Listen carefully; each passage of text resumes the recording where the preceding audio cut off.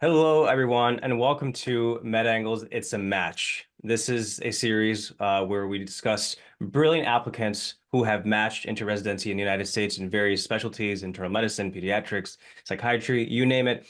And today's topic is about interviews. So actually, once you've gotten the interviews for residency, how do you approach that? How do you actually maximize your chances of success?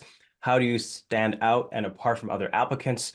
And so forth. So prepare for a lot of wisdom and golden nuggets and useful tips from our speakers, who you'll be learning about who they are in just 1 minute. My name is Dr. Mohammad Azib. I'm the founder, CEO, and CTO of MedAngle, Southeast Asia and the Middle East's largest medical education platform with over 75,000 doctors and future doctors. And our vision has always been about revolutionizing medical education in the region and one day the entire world. We're the first platform to be personalized for your medical school or your dental school in the entire history of mankind, or humankind, rather. So allow me to introduce our next moderator and host, Dr. Manahil. Over to you to introduce yourself.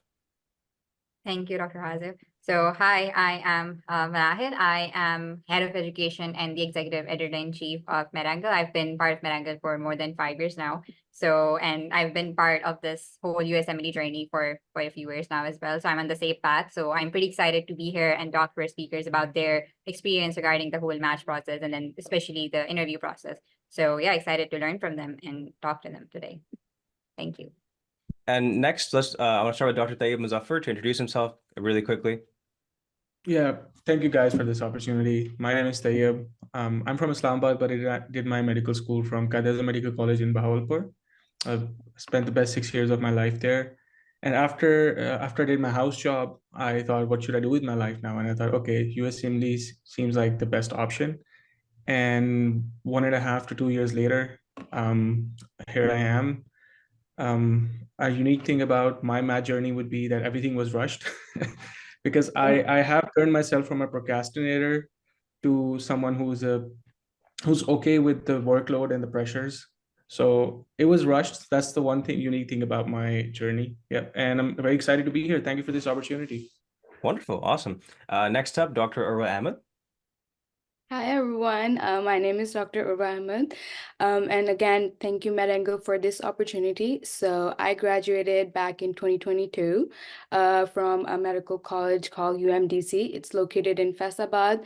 I am a US IMG, as in I grew up here and I went there for my medical school. I matched internal medicine this year at MedStar Health Baltimore. And one unique thing I would say about my journey, not necessarily making it special, but something that I think would give a lot of people hope is like I come from a really small med school. Like I didn't have many colleagues applying to this, US residency or any of my seniors. So I kind of figured out everything on my own.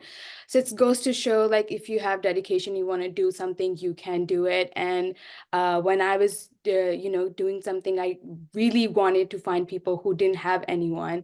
So I'm just like happy to be spreading out that yes, you can do it, even if you have no one to help you with it. Yeah, absolutely. And I'm so glad. I mean, that's all the more impressive, right? When there's no guidance in front of you, there's no resources, tools, etc. So kudos to you and congratulations to both of you. I'm so proud of you guys.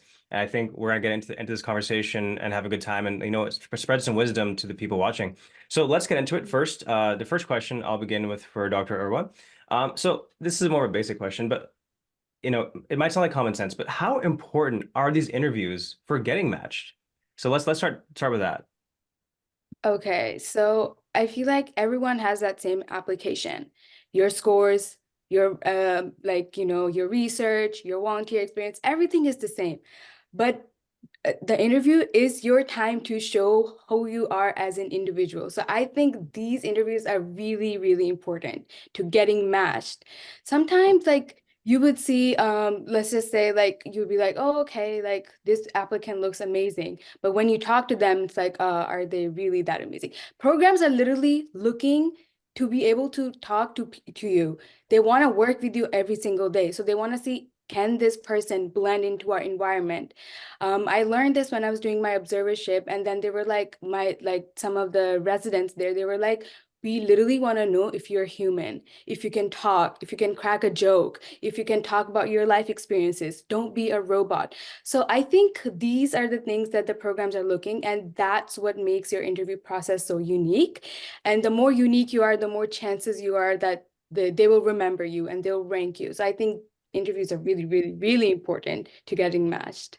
That's a good point. I'm glad you mentioned that because sometimes people think like, oh, well, I had a really good step 2 score, or I had this particular unique research thing, so that made me stand out. And that might be the case, but I think you brought up a really good point about the human element of working together. I think people forget that, from our corner of the world, people think, oh, match, residency, money, and this and that, and like specializations, but they forget that this is a career, it's a job, and you're responsible for collaborating with other people, specialists, doctors, etc.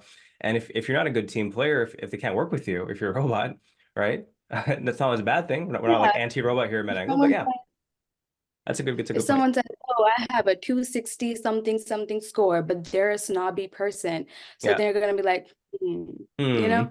So Exactly. Okay, Dr. Tayyib, what's your thoughts on this question? Well, I agree with everything Dr. Ahmed just said. Absolutely. In like you do the hard work to get the interviews, but once you're on the interview trail, it's your interview that gets you ranked, right? I'm not saying that it's just the interview, your scores, your where did you graduate from, AMG, IMG, those are factors. But for me, when I try to explain it to people, interview, you do well, right? You're those factors are gonna come into play, and that interview is gonna combine together to get you ranked, right? You have the best CV possible, but you don't do well in the interview, you're not gonna get ranked, right? So this is like a qualifier for getting ranked. It doesn't mean you give it the best interview possible. You just give it weightage, right? 50% interview, 50% of your like credentials that you have, right? Again, like I would roll back, go to the beginning, is like before we talk about how to do well in those interviews, people are actually don't think that it's when you think about the interview process, just think, okay, you need to be yourself, you need to be calm, composed, and people just don't understand how important it is to practice, right? I like listening to Mehdi Hassan, and he wrote a book like Win Every Argument. And if you read that book, it's like the best debaters in the world, the best TV hosts in the world, they practice, right? So you need your answers ready, right? To talk about why you love the specialty. I applied in neurology, I matched at USF. Every interviewer asked me why I wanted to do neurology, right? So I needed to know why I practiced that answer, but I didn't over practice it either. I knew what I wanted to talk about. And then talk to my mentors, give them mock interviews, and then I got ready for that. Yeah. Yeah, that's a really good point. I think practice, obviously, as cliche as it sounds, practice does make perfect. But I think I've heard stories where people just showed up blankly to interviews in the match process, and they weren't rehearsed, they weren't. And I think we should be cautious. Say like you shouldn't sound like you're reading a script. You should not sound like a mechanical piece of machinery just going through and saying words. Right? There has to be personality. So I think that both of you have some really good insights. I think for the audience watching, some really important things to take note of. Don't come across as arrogant. Don't come across as cocky. Don't come across as a negative, like non-team player kind of person. Because again, our profession as doctors, all of us, it is a team sport. I always tell all of our community members and members that medicine is a team sport. We can't do it without like one person alone cannot really do it. So now I'll pass over to Dr. Manahil to kind of continue with our next line of questioning. Manahil, over to you. Thank you. So I think we've talked about how important the interviews are, how important that whole process is in the match process and getting you ranked and all. So I think let's start with some of the other basic questions now. So people know that, of course, there is an interview, right? So, can you walk us through the interview day, for example? What is the general format of the interviews? So, for example, you get an interview, now you're going to be in a link, right? So is it going to be like, you're just going to be in a room with a bunch of other residents, program directors? So just tell us about the general format of the interview. So Dr. Tayyib, I think we can start with you, and then Dr. Arba can add to that. Yeah, that's a good question. When I didn't know about this when I started off, and I had to learn during my first interview. So let's roll it back a little bit. On when you submit your application in September, you take a few days off. You just wait for the interviews.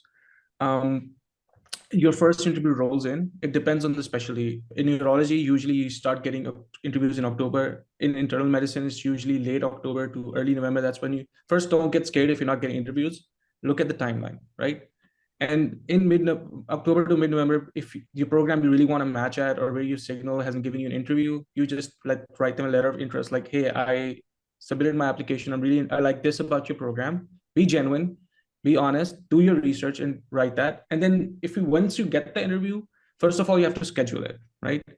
A lot of programs, most of the program interview used the ERA scheduler. It's very easy. There are dates, you just submit it, you select click, and it's done, right? Because I had a generous number of interviews, I had used everything from Thalamus to ResRate to every other service that you can imagine, right? And they usually tell you how to do it. Like, they're very supportive. You can email them, you can call them, and then you just schedule the interview. Just use your common sense. And on interview day, that's what your question was. It's usually the day before the interview in the evening, there is a resident meet and greet, in which is not an interview, but that's your first litmus check, right? So because the residents, they're going to talk to you, it's planned as giving you information. Yeah, it's important for you and the program to judge each other in that moment. For example, a few programs that I interviewed with, I talked to the residents, and they sound monotonous, and they sounded like, oh, they were not having fun at the program. And that for me was a red flag, that, the residents don't seem so comfortable at the program. And conversely, they look at you and see how you're communicating, how are you dressed as, right? So you don't show up to that with a suit and tie, right? So you should just semi-casual, you dress up semi-casual, and you show up and you just try to have a conversation with them, right?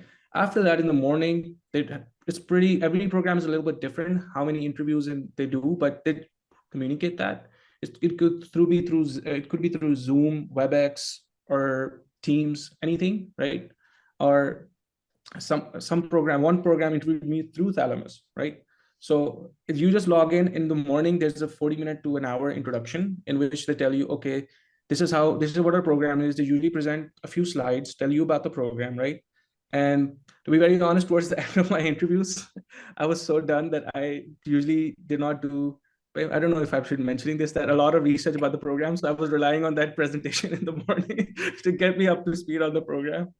And just tell you a lot of things about the program that you can find online. And then they make rooms, breakout rooms, or any other method. And then you start your interviews. For neurology, usually they had 4 to 6 interviews in a day. You started at 8 a.m. and you finished around 3 p.m. And you interview the program director, the associate program director, sometimes the department chair as well.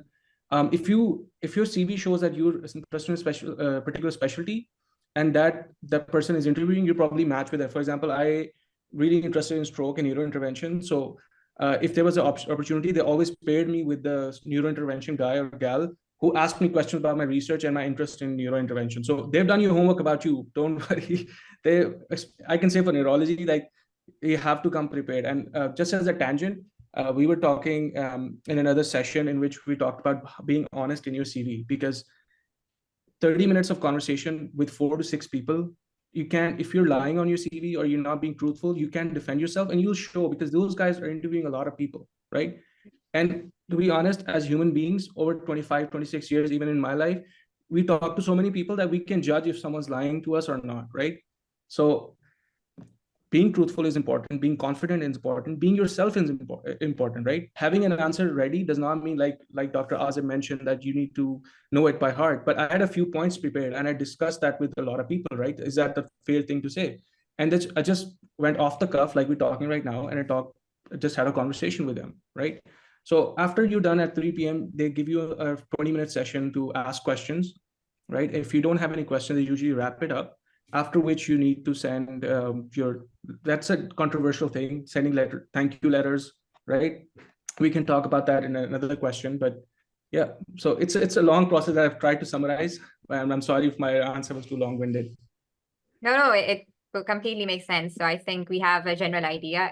I think the idea I get is that there are a bunch of sessions, as in you can interview with program directors, associate program directors, and they can be like sort of sessions with them separately. So that's the idea I get. And it can vary from program to program as well. I think that's the idea I get.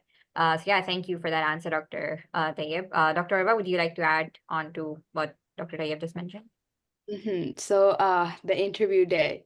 So in my opinion, personally, this year, Thalamus, I would say, was my #1 pick any program who picked Thalamus, it was so good, so easy to navigate. You don't have to wait in a breakout room.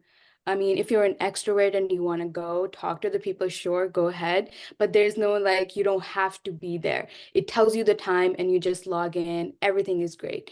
However, there were some interviews that were conducted through Zooms, and there are breakout room where there I interacted with a lot of applicants and even program coordinators. So they like keep you engaged, keeps talking, and those I feel like can kind of get like tiresome.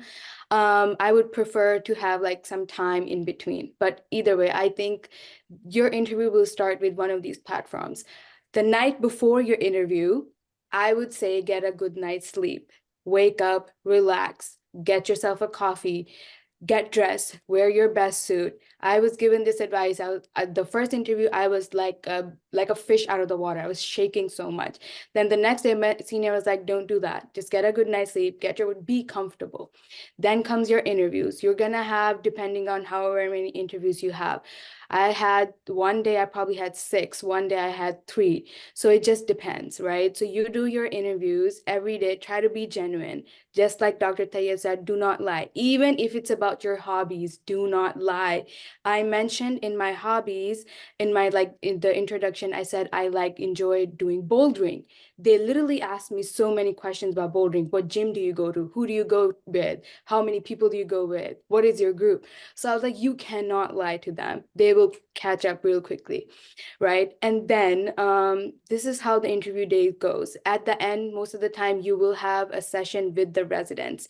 And when I was preparing for these interviews, I was like, how am I going to know this program is a red flag? How am I going to know this program is not good for me? I'm malignant.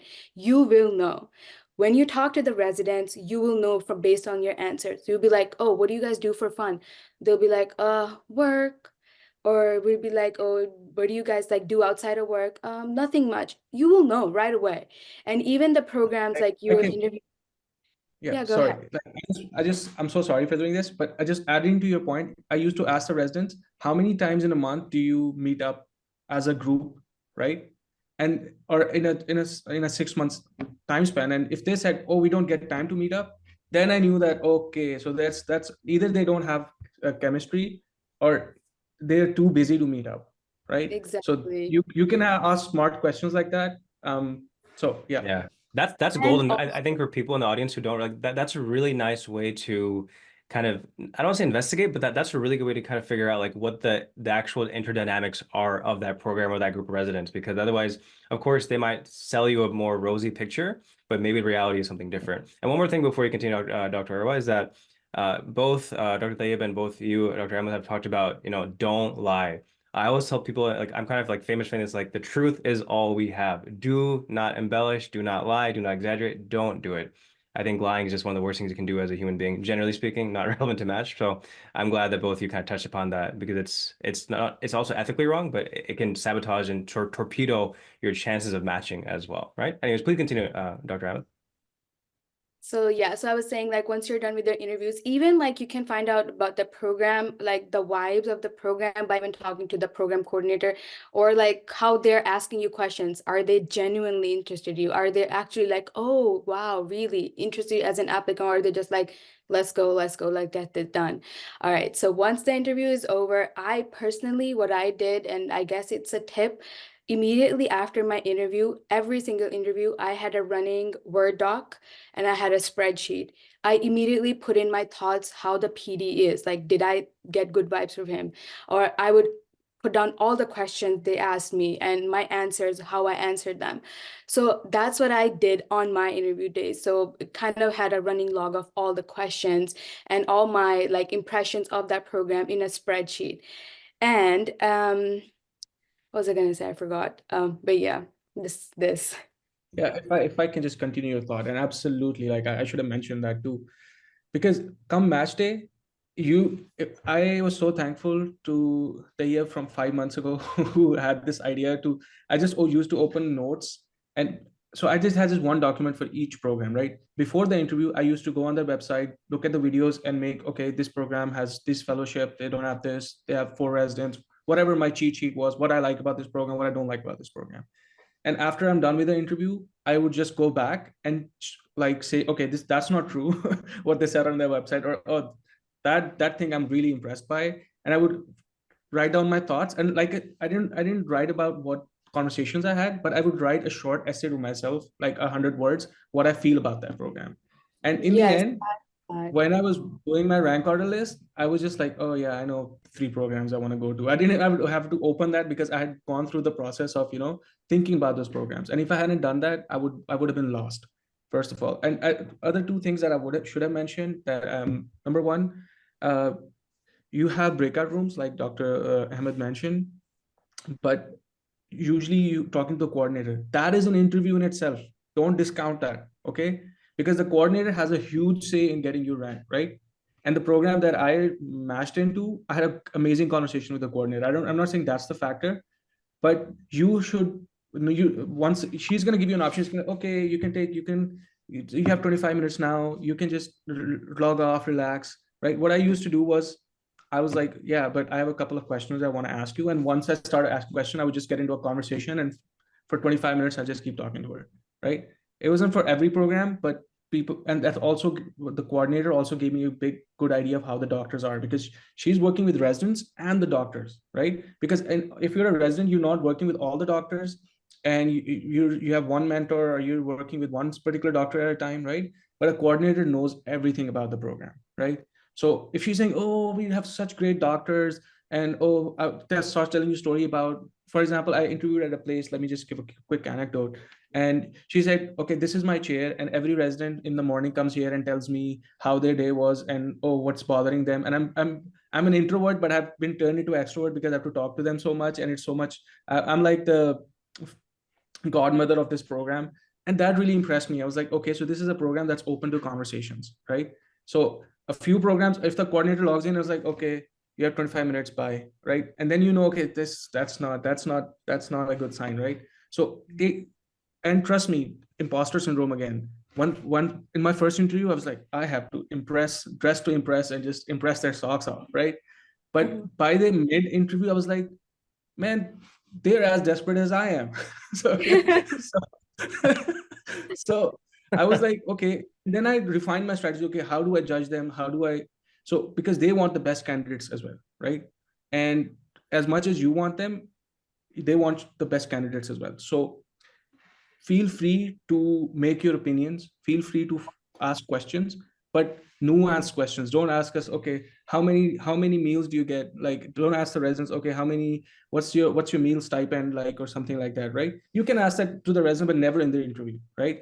So ask smart questions, make questions that don't come off as, okay, he's just interested in this, or or it might seem unprofessional, right? So that's one of the 2 things I wanted to add. Yeah. One thing to talk about like tuition and like stipend stuff, like I've heard in like previous, like last year when we do this series, is that people often mention that the information that you can find on the website, it's never a good idea to ask that same website in the interview, because that means that this candidate has not even done their homework in the first place. Now, they earlier mentioned that sometimes that the information that they mentioned in those slides that you were so dependent on, it's not always accurate, or it's not always up to date.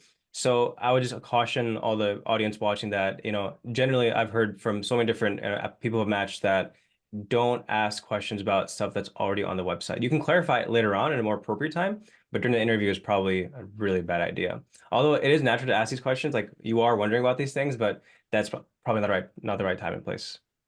I Okay. would add something to that. Like, you have a very good point, but the thing is, if you're generally confused about something, for example, a program mentioned that they have a very good, like they have developed residents as teachers, right? But I asked the question, do you have a specific resident educator track? Do I have to log my teaching hours?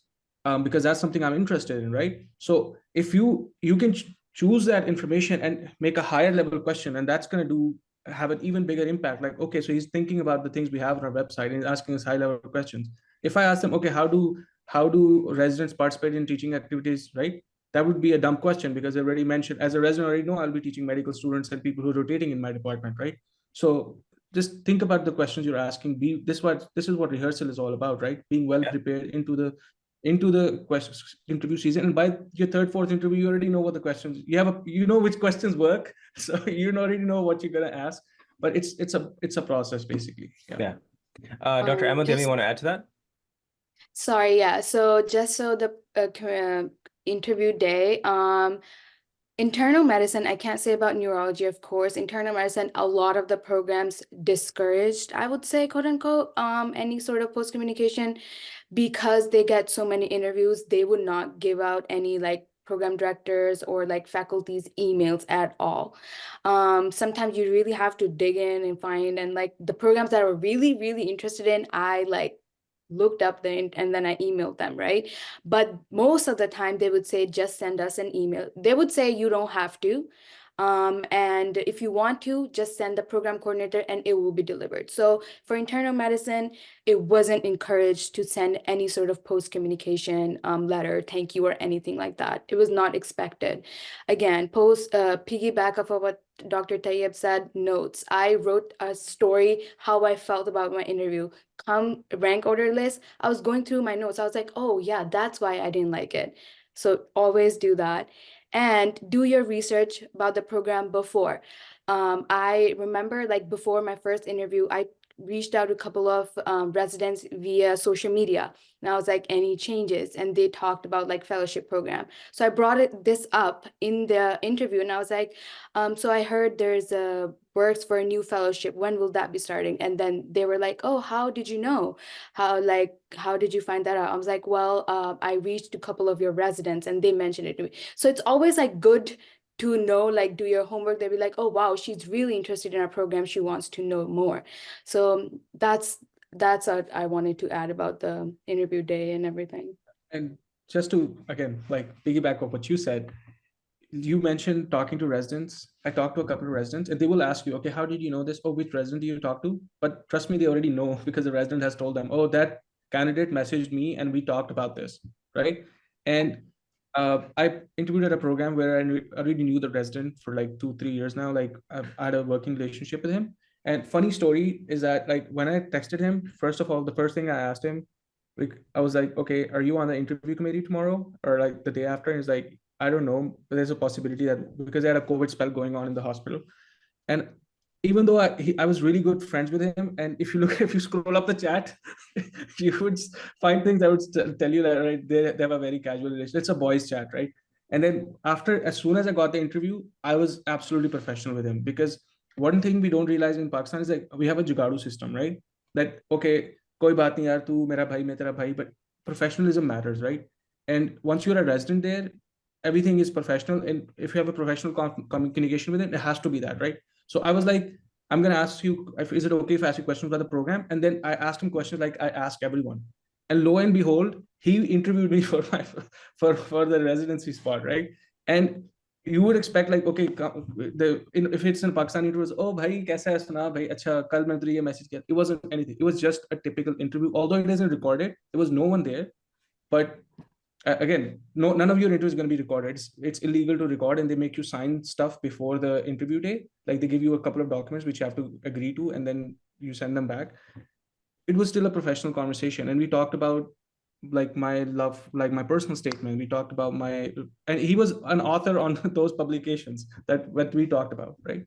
So it goes back to say that whatever you do, don't forget that this is you're being judged at every step, right? So you cannot take a liberty and say, okay, I know this guy, I can be unprofessional with him or anything like that. Yeah, that's a good point. So now we're going to segue into the next kind of line of questioning. So we've talked about like things to do, kind of how to approach the actual dynamics of communication and whatnot. Let's talk about really quickly about some of the more technical aspects. As you guys know, MedAngle is a technology startup. So let's talk from the technologies. That could be hardware. People talk about lighting. The people talk about getting stacks of textbooks and putting their laptops on the textbooks. So let's talk really quickly about some of the technical aspects of the interview itself. Let's start with Dr. Ahmed. So things that you did, things you suggest, what to do, what to get regarding the technical aspects of the interview, lighting, etc. What worked for you? What didn't work for you? Lighting. Yeah. So use a good webcam and have good lighting. That's what I would say. My brother is in tech. I literally just borrowed his webcam. It's a really good one. And I bought this light from Amazon. I think those are the most two important things. People worry about what should be in my background. I really like, I feel like a lot of people care, like a lot of people don't care. While I was interviewing with people, most of the backgrounds were blurred or they were sitting in their living room. It's just like you see a mix of everything. But yes, your video and your audio quality needs to be really good. So have a really good internet, have a really good camera so they can actually see you, and good lighting, right? And as for my like the setup, like I'm literally using a box like just to prop up my laptop, which is what I did. So comes technology, I did not have the best, like, you know, those like nothing like that, but this simple setup worked for me. Okay. Dave? Yeah, good question. Like if you need the short answer, what Dr. Ahmed has, that's the perfect setup. Like look at the video quality, look at how the light is from coming from the window and she has a light in front of her. Look at the background, how it has green plants, and also it has pictures and it's a warm background, right? So uh, like for me, my background, like I like making videos and videography. So I went so overboard and you don't need to do this. And also right now I'm using my phone camera paired to my laptop. So that was one price hack that I used. That really worked well and it's a really good camera.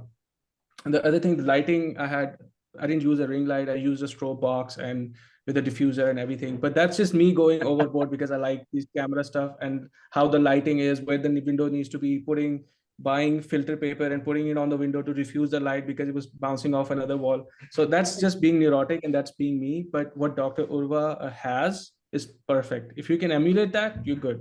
Yeah. So we have One a thing about my yeah, room sorry, go ahead. is One thing about my room is like I'm an artsy person. That's how my room is all the time. But it kind of worked out because as one of my hobbies, I had listed like arts and crafts and all those type of things. So, and this was my background for all my interviews. So it kind of also worked out because then the interviewer would ask me, oh wow, like tell me about the arts and craft, and like, oh, I see stuff. So it's an also an conversation starter. So if you have something unique in your application, in your hobbies, and you want to put it in your background, go ahead. It's a conversation starter. Yeah, Yeah, that's a good it's a point. conversation starter, but anything on your CV and in your background is fair game. Okay. Mhm. I had a ukulele on the background, and funny enough, like when I went to the US, it was my brother's. I didn't really play ukulele, but it's easier than a guitar, so I just was messing about. And one of my interviewers asked me to play it. For that's they Wow. asked me to play it, Wow. and I played it, and I had forgotten to tune it. Like it was just like there for 3 months, but I tried anyway, and it was, I don't know if it was good or bad, but so it's fair game. And again, one other thing I should mention is that every like when I think we talked about the personal statement in another session and your ERA CV, and I said that it should have central themes. Like once they're done reading your application or talking to you, they should be able to have 3 or 4 things that they can talk about you, right?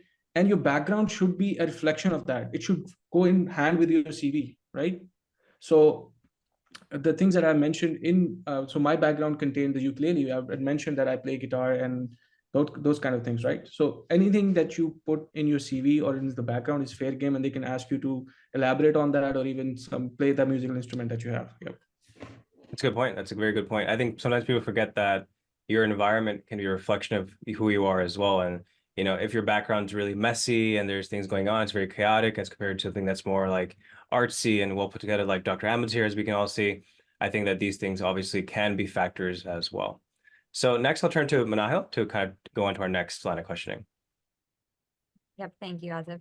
I have a follow-up question regarding what we were just discussing. So I think both of you had your interviews while you were in the US, right? Is that correct? Okay. So I think one thing we did touch upon background lighting, all of that. One thing I think a lot of people have, I mean, I saw a lot of people asking questions about that would be your internet device, or how would you go about that? So I think it would be different in the US, but if you would have any suggestions regarding, especially in Pakistan, it can be a problem. We know like all internet connections have problems. So if you have any advice regarding that, how to maximize, the chances of not dipping during your interview. And if that happens, how to sort of tackle that. If that happens, God forbid, during the interview, like your connection dips.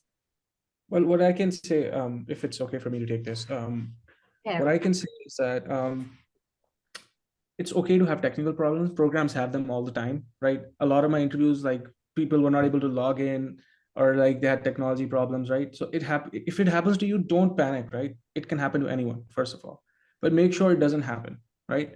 So I deliberately chose to stay in the US because honestly, I didn't want to risk it, especially with the things that are going on in Pakistan. I was like, nope, I'm gonna stay here, right?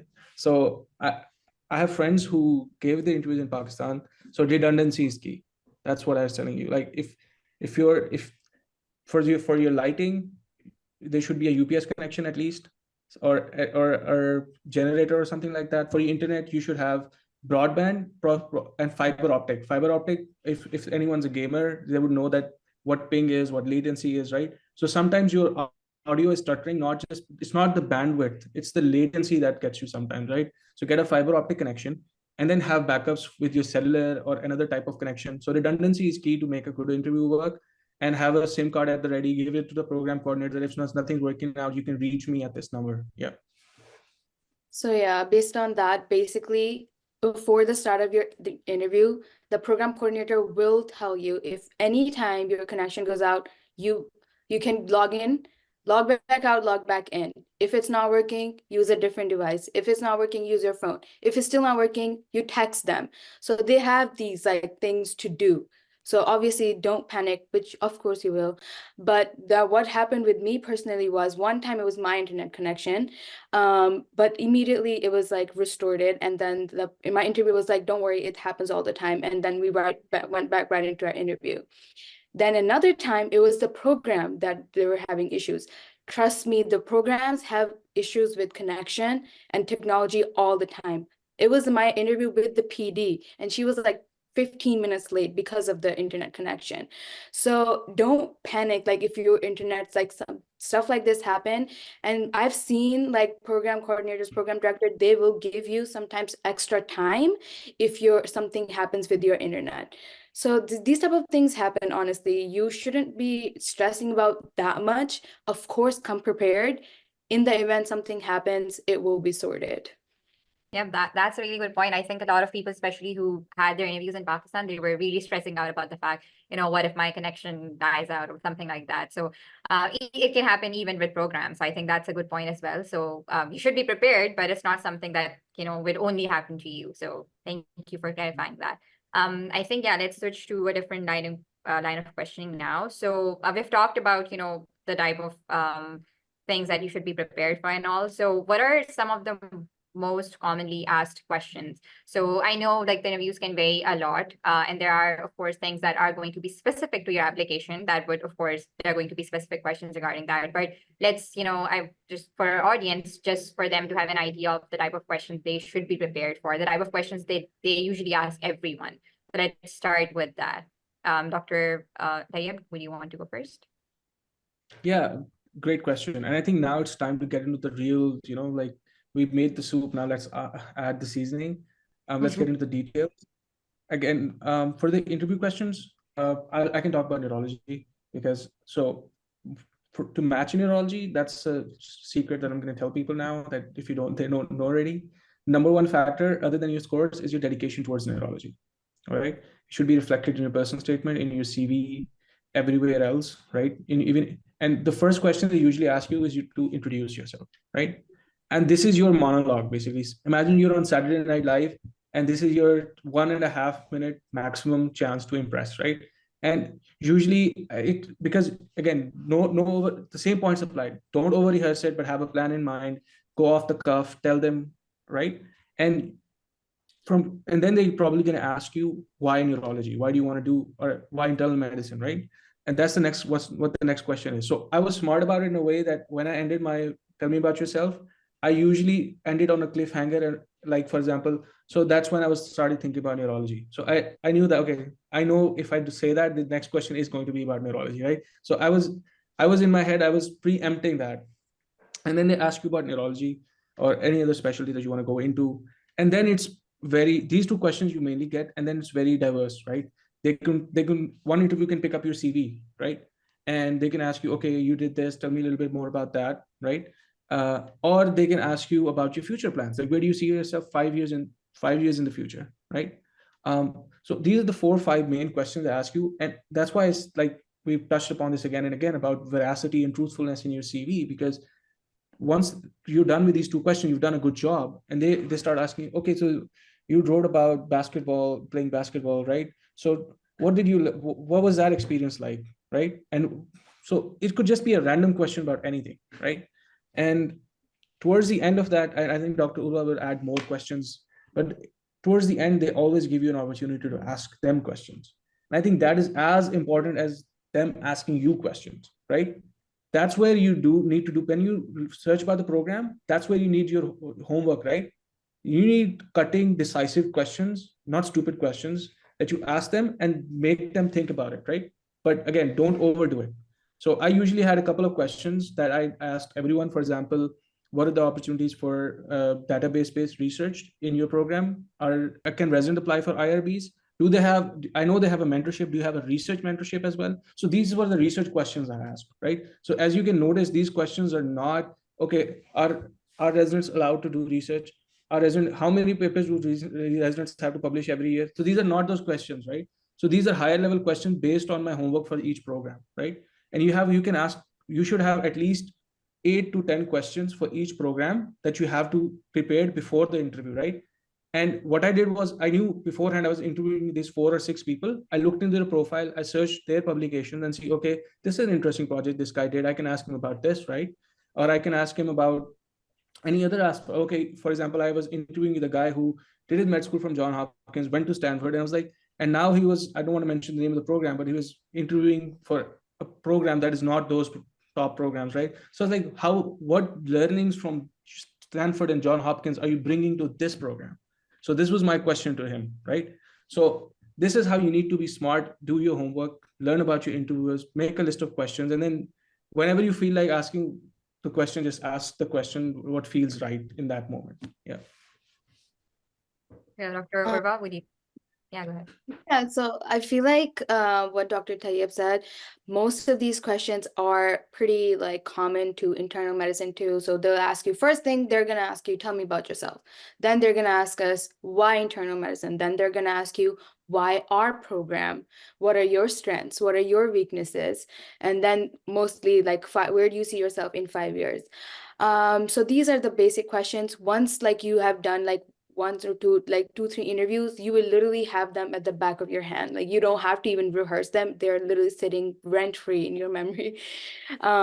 Those questions. One thing interview like now in like internal medicine, I would say behavioral questions are becoming more and more common. So as soon as I got done with like these, like 1 or 2 questions, another question would be behavior related. So many. I wouldn't say like all of them were similar. Program to program, they were different. Person to person, they were different.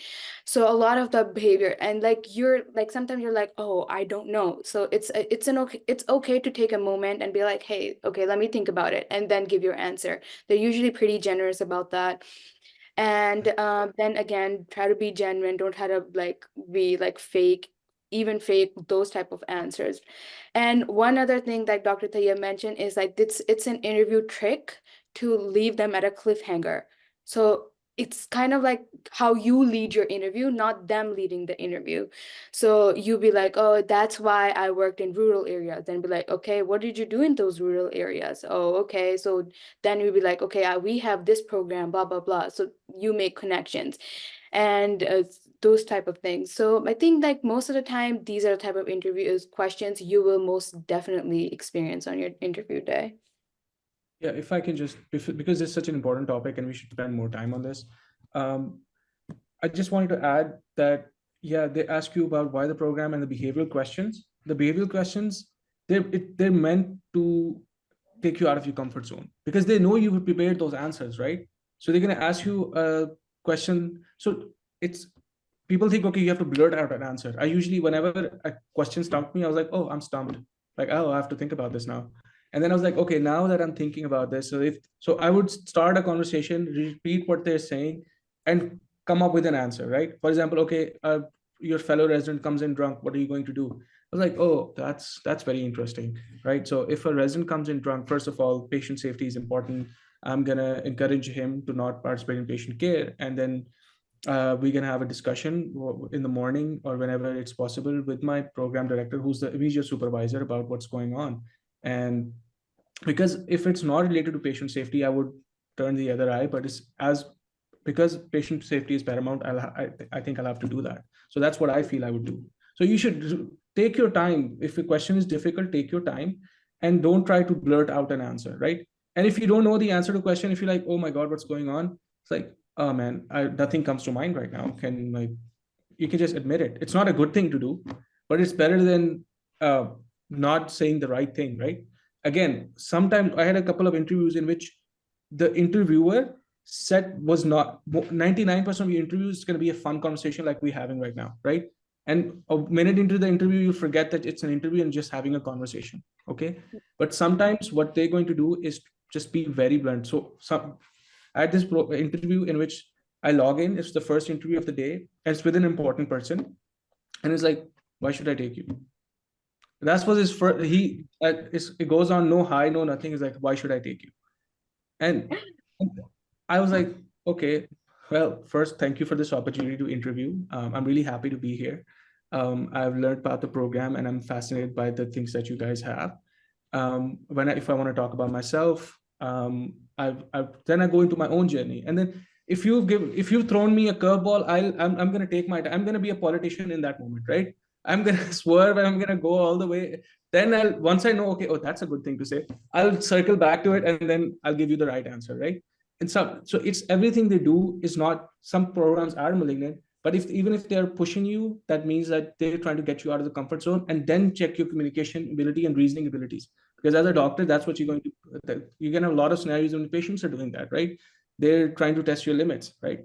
So that's one caveat I would say. Don't get scared by it. It only it doesn't happen. Like 99.5, let's assume that conversation is going to be so much fun. You're not even going to notice it's an interview. Yeah. Well, I want to follow up on this. So Dr. Ahmed, Tahir mentioned that he had that very blunt, like in your face, like no prep time, like you get right into it.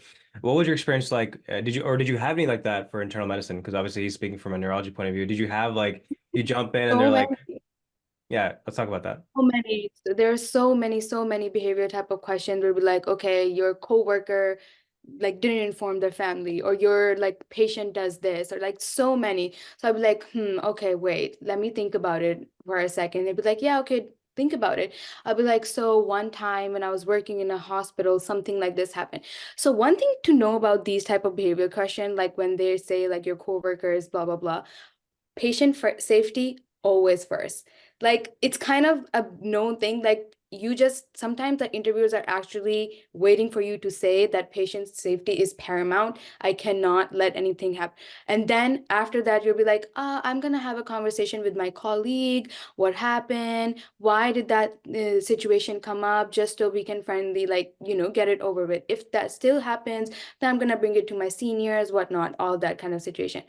This is type of like with your colleagues. And then sometimes they would ask you, tell me about an example where you worked with an angry patient.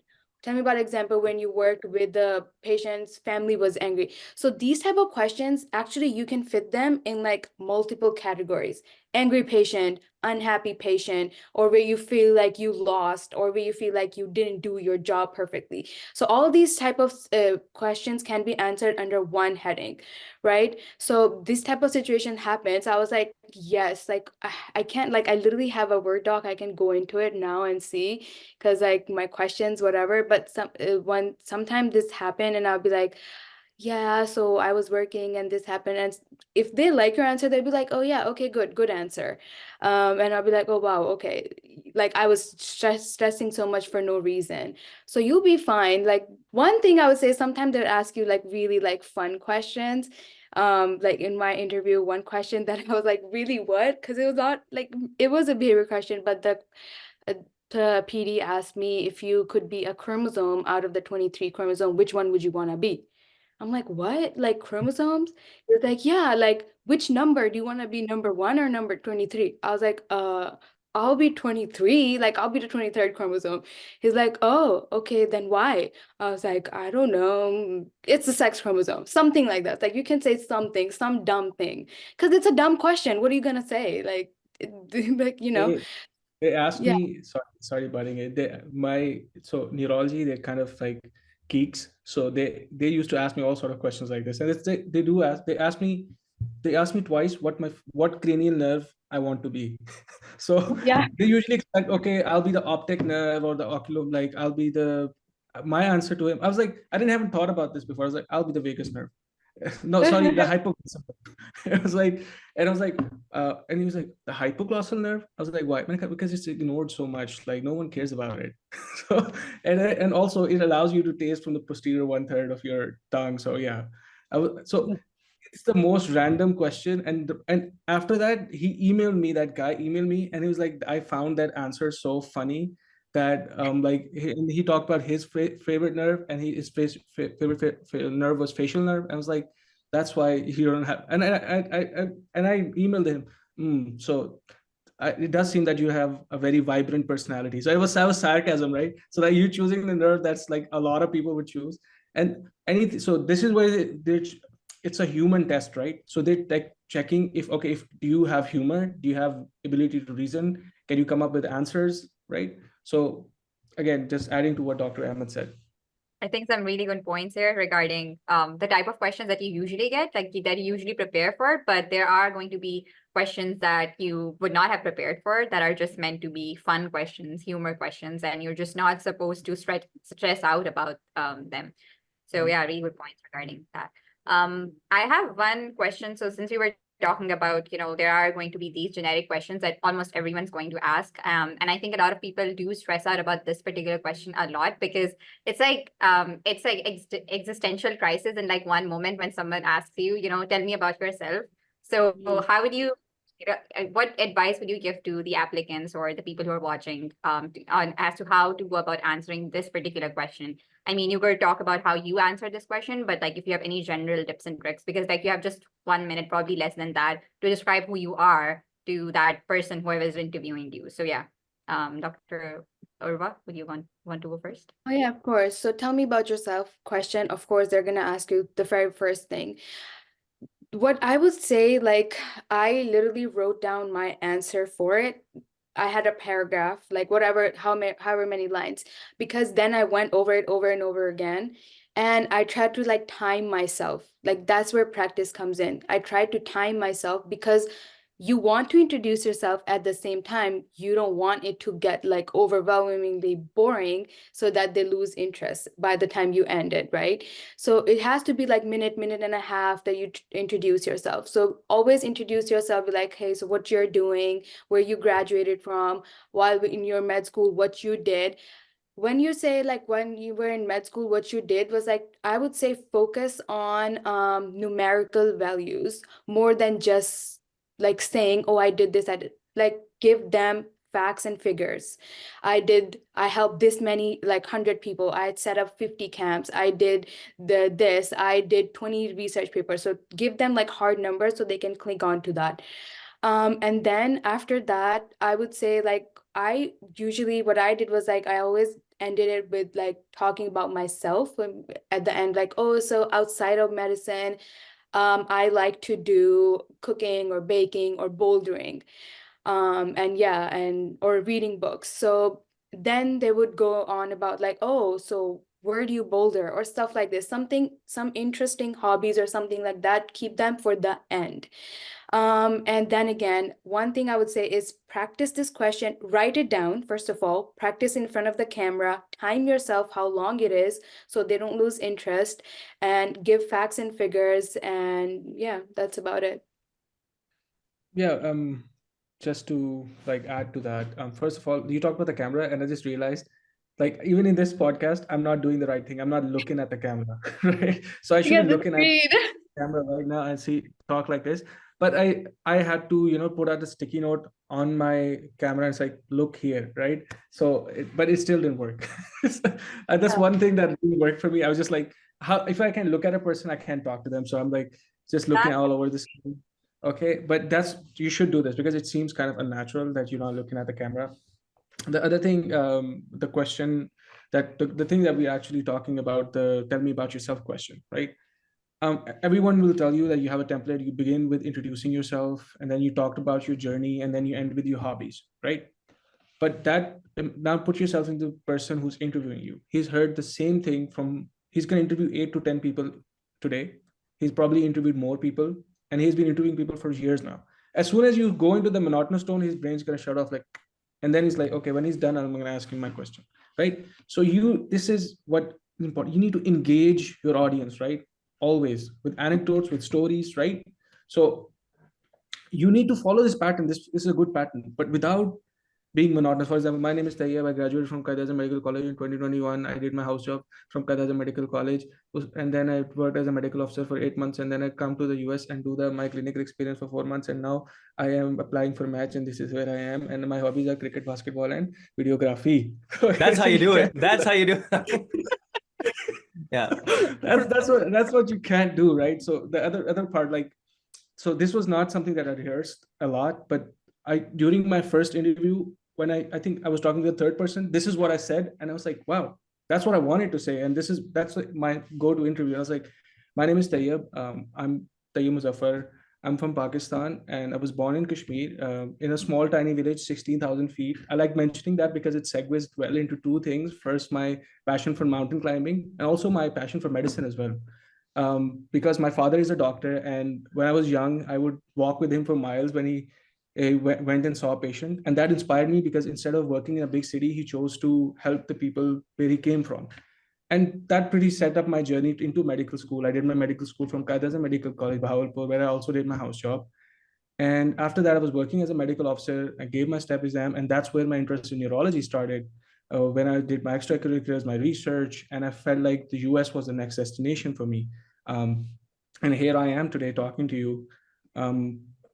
Before we continue, other than my work, I am engaged in extracurriculars such as basketball. Now I'm forgetting what I'm saying, but it's like, now other than my work, I like to mountain climb, like I mentioned earlier. I like to play basketball, right? And then you end your conversation, right? So that, it's not perfect, but that worked for me in a sense that the person is engaged, right? So if you can hold their intention, you're doing your job no matter what you say, right? Because then they're going to ask you the questions. So during my conversation, I've given them clues to talk to me about my passion in neurology. I've given them the opportunity to talk about my Pakistan, my medical school, my house job, and I've given them the opportunity to talk about anything else that I've talked about, right? So this is how you need to be smart about it. And again, it works. Maybe it works is because it's true and it's who I am, and that's how I talk. So that's why it might seem natural, right? So you need to find the thing that works for you. Yeah. When I say like rehearse your answer, I don't mean like be a robot. Like try to break it up. Try to also, like when I said, hi guys, I'm Urva, I'm a USIMG. I was born and raised in the US. Well, I was raised here, but I went to Pakistan to do my med school, and how my interest started. I mentioned specifically why my interest started in medicine because it links to my personal statement, and I wanted them to ask about my personal statement. So be strategic about it too. Be like, oh, I want them to talk about my personal statement. So I mentioned that. And then you go into like, oh, I did this because I wanted them to ask me about these things. So like, yes, you are having, it's like you're like, tell us about yourself, but keep like smiling and like try to break it up, try to laugh once in a while, or like what, like you just be a human, like you're talking to a person. So yeah. I want to add one Yeah, I thing think for the audience. Sorry, so anybody in the audience is watching, what Tayyib was doing like 5 minutes ago, and the very like monotonous like monologue, definitely don't do that. If anybody's confused, do not do that. And both Tayyib and Oro have done a great job talking about, you have to have some energy, some charisma. And this goes back to, if you put yourself in the shoes of the interviewers, whether it's residents, the PD or the APD, they want to feel that you're somebody, probably is that you're going to be a joy to work with at the very least, right? You're going to be a good team player, a good collaborator, a good colleague, that's professional. To keep these things in mind. And, being boring and being dry is, sometimes it happens, of course, but generally speaking, you want to spice it up a little bit, have some variety.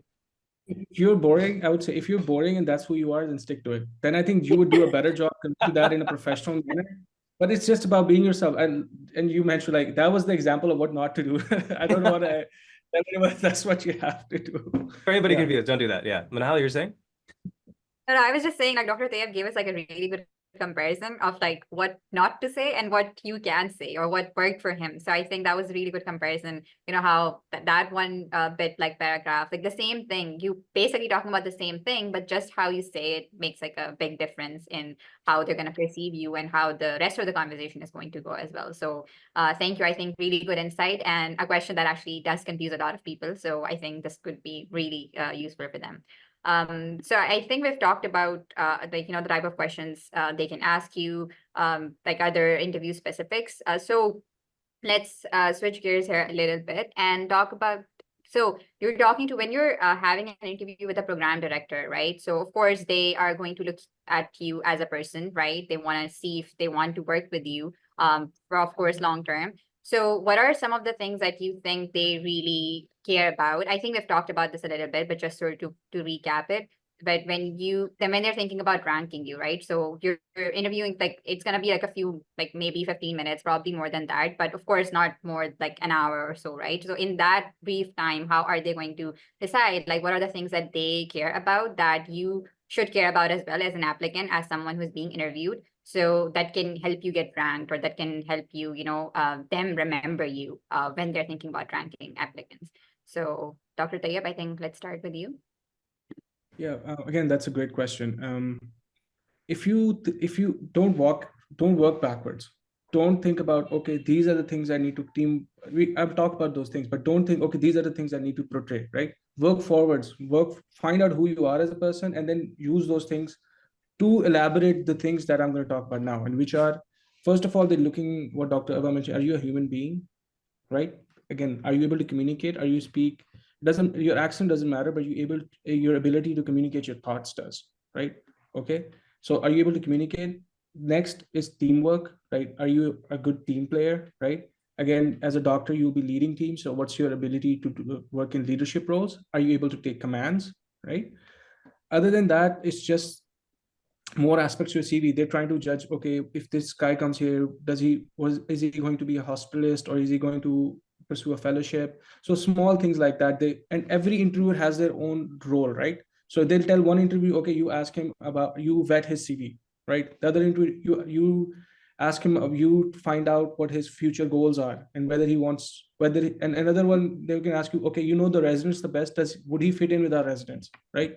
So that's how they're going to divide it, and that's how you need to approach it, in a sense that don't work backwards. Okay, they want teamwork. What example do you want to give of teamwork? All right, just find out what the right answers for you to the question we already mentioned, and sprinkle the things that they require in between, right? Dr. Arba, would you like to add to that? So yeah, with the PD question, most of the time, like I did have interviews like where you have one applicant or an interviewer, it's the blind interview, right? But most of the time with the PD, your interview, they will have your CV open. So they're looking at your CV and they're gonna ask you questions related to the CV, even like tiniest bit, right? So I would say like even during that interview, try to be like genuine, right? Try to show your interest for the program and for the field, right? With the PD, you're trying to just convey that how you can work in their environment. Most of the time, PD interviews, like I would have like those like questions at the end that I really specifically wanted to ask the PD. Like they'll always give you an opportunity to like, hey, do you have any questions for me? So I would try to find like really like good questions to ask them. Be like, okay, so your hospital, your hospital has some complaints about it. Do you have anything to say about that? Or your resident said that they're having issues with this. What are your thoughts about this? So try to bring up like good questions with the PD, something that they'll probably remember you by. And other than that, whatever Dr. Tayyab said is like literally works the same for IM interviews as well. Thank you. So I think that's really good insight into, I think there's like an overall theme to this conversation as well. Be truthful, be genuine, do not lie to their face, of course, do not lie on your CV, but also they know what you're talking about. So just be truthful, be who you are. to their face as well. So I think that's one key takeaway from all of the answers that you guys have given. So one thing I think we want to talk about here is that we were talking about this, how to rehearse your answers, have something ready, right? Like, of course, do not sound like a robot, but have something ready. So I think that brings us to the point of to the topic of mock interviews, or how to practice. So of course, like, no matter how many interviews you get, you have to, of course, be ready for that interview. So how do you suggest going about that mock interview practice? Would you suggest doing it in groups? How do you approach people? How do you approach mentors? So let's talk a bit about that. I think let's go with Dr. Urva first this time. Okay, so mock interviews. So what I did was like before my first interview, I wrote down everything, like, those common questions. What you want to do is, like, I would say, not write down the whole answer, but write down the points. Have a Word doc or a PowerPoint, write down every single point that you want to talk about, right? Record yourself, film yourself, see the time that you take to answer every question. You don't want to be like talking and talking and talking and not let the interviewer talk at all. That's like not nice either. And then coming to the mock interviews, I personally did not do a lot of mock interviews. I just did like 2 with my like seniors where I was doing my USC. They were kind enough to do that for me. So I did that with them, and they help some insights about that. So I don't have like a lot of insight about mock interviews, but again, it's always good to do, at least if you can just do 1 or 2. They can tell you how you're talking. They can tell you what type of, like how to answer. For example, if they ask you, tell me about your strengths. So how you're going to answer? You're going to be like, oh, my strength is I'm a hard worker, I'm resilient, and I am like, like good team leader. Well, there's better ways to answering that. Maybe you can be like, I'm a hard worker, resilient, and good team leader. Then why I say I'm a team leader? Because I did this. Why I say I'm resilient? Because I did this. So these are the type of things sometimes you don't realize you're doing that, but when you practice with other people, they'll tell you. So it's always a good option to reach out. If you, like myself, I reached out to my seniors who I was doing a rotation with. They helped me with that. So yeah, I think more practice, like we said in the beginning, like the more practice you have, it's your better chance to like flow your, like it'll be easier for you to answer those questions. But yeah. Dr. Tayyab, do you want to add anything Yeah, to that? I would resonate what she said, but what I would like to add is that your first interview is going to be, when your first and last interviews, they're going to be so different. And when you look back at your first, like, what was I saying back then? Right? So if you have a lot of interviews, then you have the option of improving interview by interview. But unfortunately, a lot of us only have a couple of interviews or 5 interviews, or sometimes just 1 interview, right? So you can't take that chance then. Again, your first interview is not going to go that well, and somewhere in the interview cycle, you're probably going to tank 1 more interview. Okay, so it's going to be like, it wasn't my day, right? But what you need to do is find people who either take interviews or who've given interviews and now like experienced people who have experience in guiding people, right? Corrections are important, but mentorship is extremely important for the match, right? And trust me, if you've gotten the interviews without someone double checking your personal statement, someone going over your ERA CV, or someone helping you getting polished, then man, great job. You don't need anyone, but most people do. I needed people who told me what I did, because it's nuances, right? I spent most of my time in Pakistan, most of my life in Pakistan, so I don't know the nuances of the US healthcare system. So you need someone, not, you can have practice with your fellows who in the interview cycle, but they're not going to have the insights that people working in the US healthcare system do. So I would suggest do as many mock interviews with people who have already matched, people who already know what they're talking about. If you can't, there are WhatsApp groups like Apna group, or you can always do a post like, I need someone to take a mock interview, or I need someone to go over my ERA CV, right? And someone will always raise their hand and tell you to be there to help you. But help comes to those who ask, right? You cannot sit there like, I'm not good at making connections, what do I do? You need to be proactive, and you need to find opportunities to actually get them. But have someone go over it before you give your first interview. Yeah, I love what you said regarding asking for help. I think sometimes in life, or this is more of like a general life thing, is that sometimes you feel like paralyzed, or you feel that you're stuck, or you're in a deep dark hole and you can't get out of it. But sometimes, to help yourself, you have to ask other people who are there to help. And sometimes help comes from very likely places that can help you, but sometimes it comes from other forms of for example, like these groups they talk about, different WhatsApp groups, communities, like for MedAngle, for example, UpNus, and there's so many different ways to get help. So that's a really good point. I hope the audience, keeps this in mind. I think, Erwin, you about to say I just something? Sorry, yes. I just wanted to mention one thing. Like I mentioned in the beginning, like my school didn't have any formal mentorship. No, like I don't have any class fellows, no seniors or anything like that. So I kind of felt secluded in that area. I was like, wait, I don't have anyone who I can like ask for help. What do I do? Um, Even if you're not asking someone, there's like online resources available. Go to YouTube. I watched so many mock interview YouTube videos. There's like a match a resident. He does mock interviews with real people. He gives real feedback. So I would like just go and watch those YouTube videos, be like, but that's what I was doing in my answer too. So there's so many mock interviews available online on YouTube. And then like I said, like if you can't find any mentor, just maybe try to do 1 or 2 mock interviews. Even those can help you a lot. Thank you for that. I think when we were talking about asking for help, this reminded me of that quote by Dumbledore where he said, help is given to those at Hogwarts who ask for it. And I was like, oh my God, this really applies anywhere in life, because I think Yep. personally a lot of us struggle with that. Just realizing that a lot of people can actually help you. You just have to say that you need that help. So really good points about that. Yeah, I think we've covered most things regarding interview specifics. I think one thing in particular that I wanted to touch, like, have you guys answer as well. There's this idea. So of course, these are virtual interviews. So, you have all your interviews would have been virtual, right? But we also heard, some programs were having like a second look where you could go to that program in person and, talk to them, whatever. So, could you talk more about that? Did you actually visit any program in person, or would you recommend doing that? Because a lot of people are actually not in the US when the whole cycle is going on. So they might seem that they're at a disadvantage because they cannot go. So yeah, let's talk about that. So, for like the interviews, I had a decent amount of interviews. Out of those 2 interviews, there are only 2 programs who said they're offering second look. One of them were not even like prompt enough to send the dates or anything, but one was, right?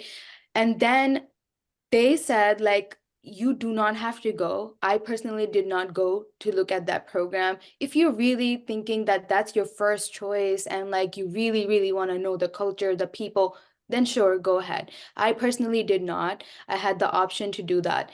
And if you think that they're gonna change your ranking based on that second look, based on that, oh, you visit, then it's not true. Well, from what I believe, like from what I've been told, even the program coordinator, they will tell you that after your interview, you have been ranked already. Like your marks, everything is done. That second look is just for you to see that program. I don't think it's absolutely necessary to go. I live in the US and I didn't go, and I don't think it mattered that much in my application process. So anyone living in Pakistan or anywhere else doesn't like, I don't think it's anything to stress about personally.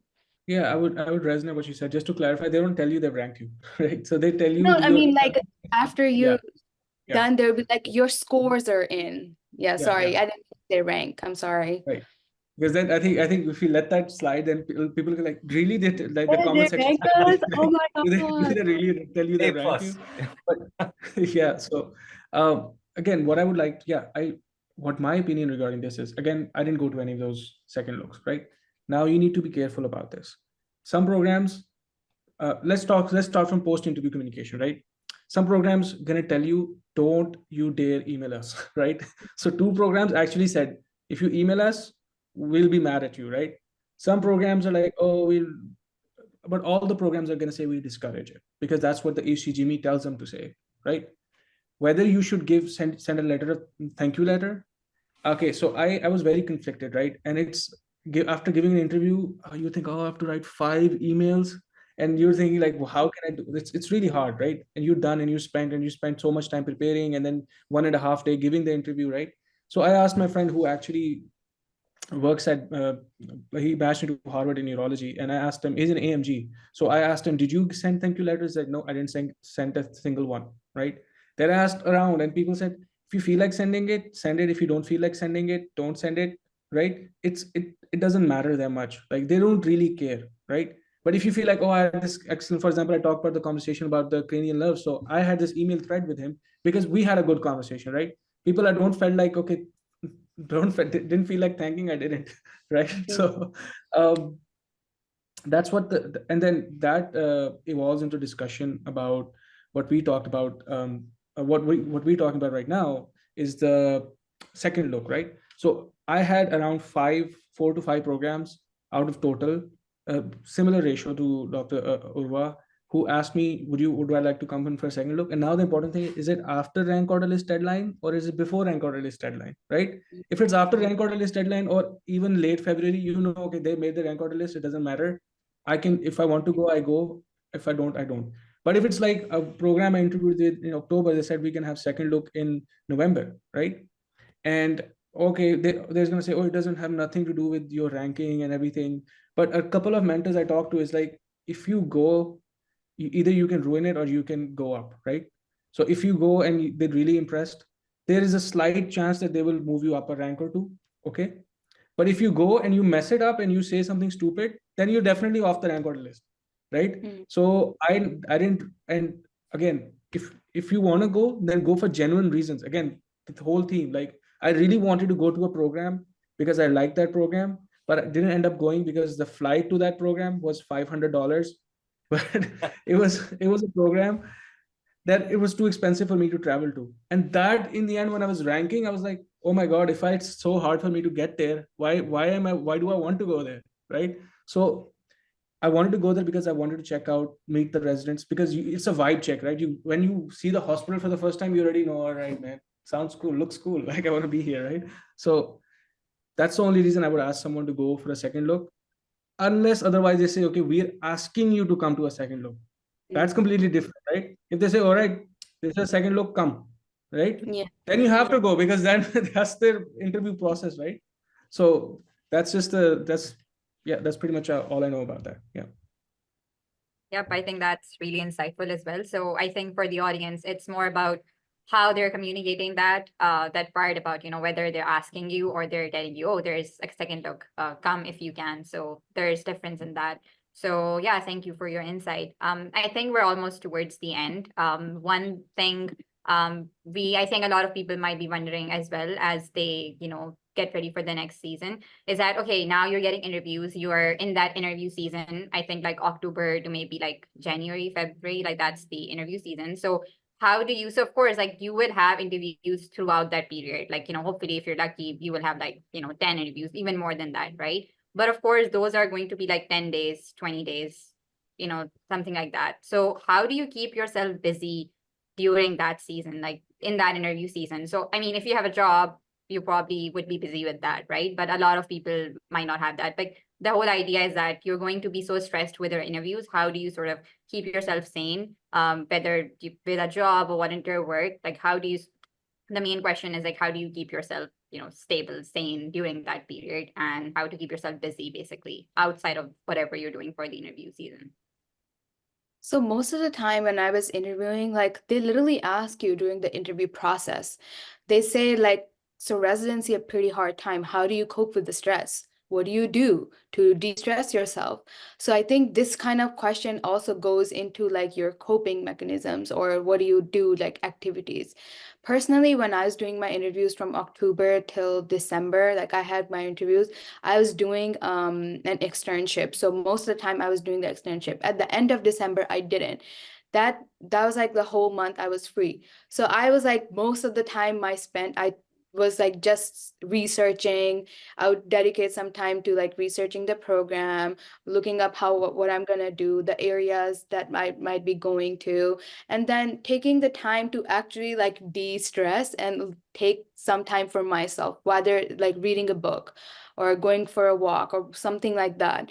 So I think like you need to have a balance because if you're going to residency, you're definitely going to need it.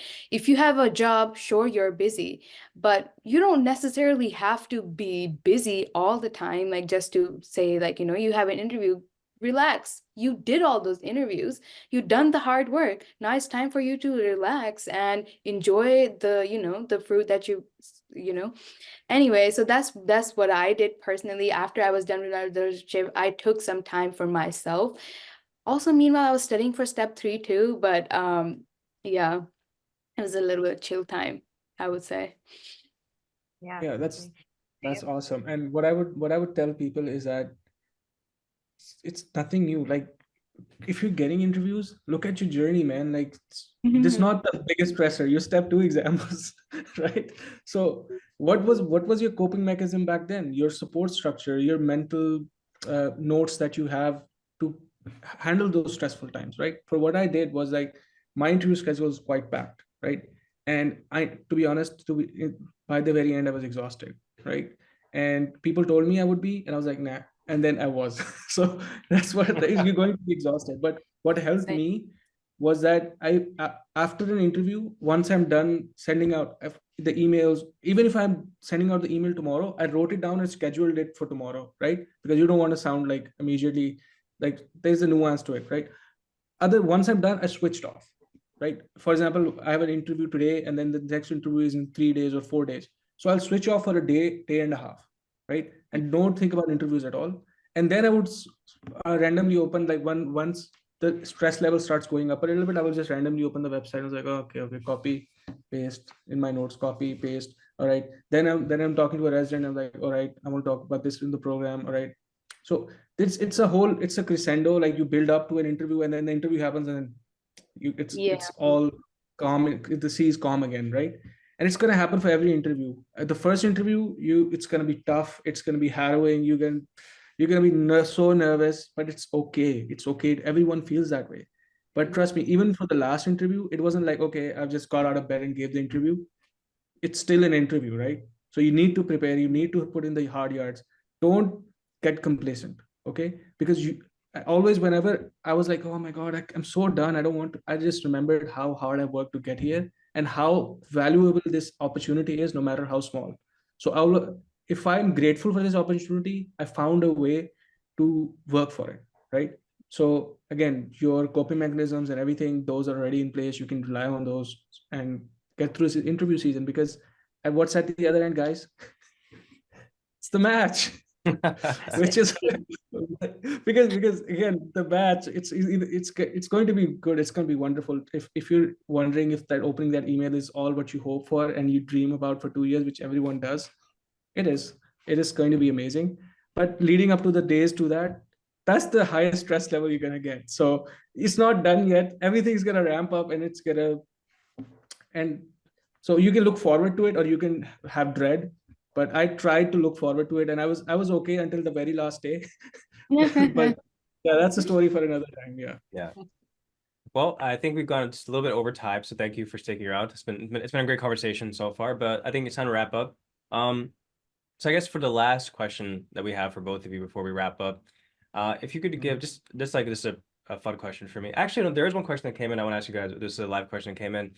Did either of you experience like live clinical questions? This question came up last year as well. People always want to know. So during your interviews, did you get like live clinical scenarios, like to take us through management, et cetera? Was there medicine that was being practiced in the interviews, or was it more personality based and teamwork based? I want to get to know you. That you Oh, want I to go didn't first? get a question. Okay. A short answer, I didn't. Yeah. Okay. And Orwa? So, I'm like looking at it right now because one question I was asked, I would say no, short answer, no. Okay. And then a little bit elaborative, like would be, I was asked, like, let's say a patient comes in, patient has hypertension, and how are you gonna like talk to them and counsel them? So those are the type of questions I would say, not necessarily tell me the treatment of hypertension, mostly counseling them. So then you can be like, oh, I would talk to my patient, gauge how much do they know about their disease, tell them about the treatment, tell them for follow-ups, all these type of things. So it was asked in a behavioral sense, but not in a clinical sense. I gotcha. Okay, cool. That question came in. And then the very last question before we wrap up is that if you both could give one takeaway, one golden piece of advice or one golden nugget to the audience watching, what would it be? So we'll start with ladies first. Dr. Urva, one golden piece of wisdom for the audience. One golden. Oh my God. Okay. No So, pressure. so if you like, we're talking about interviews, right? Mhm. Well, you have got this far. I would say like this is your time to shine, right? Don't be thinking about all the negatives. Think about what the future ahead is, right? Give yourself a pat on the back. Be like, yes, I'm here. I got this interview. This is a job interview. I'm gonna do my best, right? So put the best foot forward. Try to be genuine. Try to be, like try to act, have a smile on your face all the time. And I would say like sometimes like medicine is a hard field and we tend to think like we have to be like a go, go, go, go person and not be like relaxed at all. I would say like try to take out some time for yourself. You don't want to burn out yourself in this whole process too. So that's what my advice would be. Yeah, that's Chill good. out, guys. Dayub, Yeah, it's really hard to follow that up. So you can do I'm it. just I'm just gonna say like it's not, I don't know if it's golden advice or not, but when I started getting those interviews, it was validation. It was validation for all the hard work I put in. So I rejoiced in that feeling. And if you are getting interviews and if you're watching this interview season, give yourself a pat on the back and say, oh, all right, I did it. Right. So this Yeah. was, and if you take that feeling and use that feeling to go into your interviews, you're going to do well on those interviews. Mhm. Yeah. Awesome. Before we end, sorry, Yeah. Dr. Azib, Yes. for the live audience that is watching us, I do want to say one thing, because that was my experience. I'm not saying necessarily it's going to be everyone's experience or it was Dr. Tayyib's experience as well. Do not let the interviewer also walk over you either. Like, let's say we're talking about like those type of like questions that they're technically not allowed to ask you. It happened to me, and immediately when it happened to me, I was deer caught in headlight. I was like, what? Like, what just happened? Know your rights, know what you need to do, right?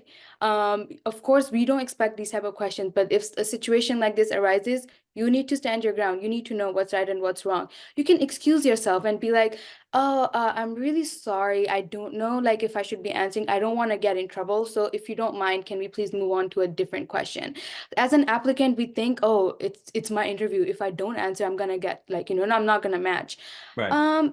Yeah, true, but you also need to know where you stand as an applicant, right? You have your rights. You're not allowed to answer certain questions.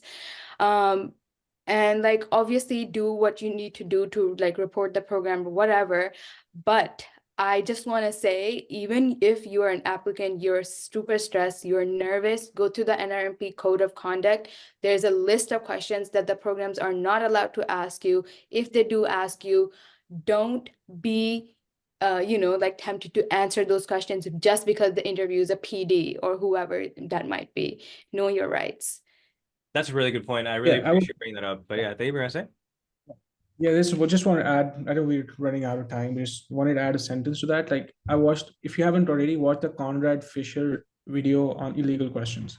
And what he says is like, if they're asking you a legal question, you don't have to be truthful about it. Just give them the answer they want, right? For example, if they ask you, "Are you planning to be pregnant during residency?" I would answer no, right?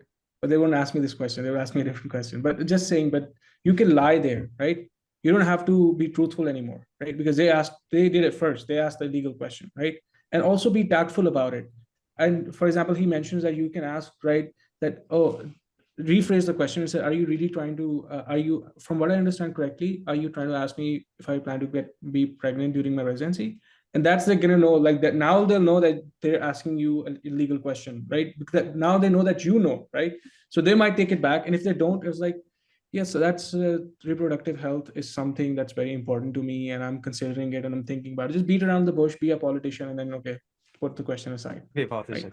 Gotcha. I really appreciate Dr. Urba. I really appreciate you bringing that up. And I think it's a very important topic that, sometimes people, they feel that, well, this is my dream. If I don't match, what if like I have one or two interviews and I need to like say yes, I need to do what they ask me to do. But I think that's a very good point, is that at the end of the day, like this is a job interview. It is a professional interview. And that does not give anybody the complete right to, overtake your agency and kind of make you helpless or worthless. Now, I'm not saying that always happens, but you have to be able to stand up for yourself as well and kind of know what's going on, right? It's like the history, what's going on, the dynamics. It's up to you then how to exercise your agency. If you want to like lay down and go for it, that's your choice. If you want to, Yeah. stand up, report them, that's your choice as well, or somewhere in between, right? That's your Yeah. individual agency as an applicant or as a match interviewee, rather, right? So really good point by both of you. I really appreciate the wisdom there, and thank you so much, Dr. Ahmed, for bringing that up once again. So for the audience watching, with that being said, this has been a great productive conversation. I really, really appreciate Dr. Arwa Ahmed and Dr. Tayyib Muzaffar for their wonderful time and their wonderful insights about their success in matching in this cycle. On behalf of myself, the entire MedAngle team and Community Network, a hearty congratulations to both of you on your success. We're so proud of you. We're so genuinely happy for you. And we hope that you will continue to not only prosper academically, but also that you'll be content, happy, and healthy in your journeys. And most importantly, or perhaps the greatest of all, that you'll have a tremendous impact on countless patients, stateside, globally, no matter where life takes you. And from the entire MedAngle side, we're really, really appreciative and really, really thankful that you gave us your time today. And the audience, I hope you guys learned something from this. I think there's a lot of wonderful golden nuggets, as we said, to glean from here and to really take home and apply to your own journey, whether that be match, this upcoming match or in years to come. So thank you so much, both of you. It's been a wonderful time.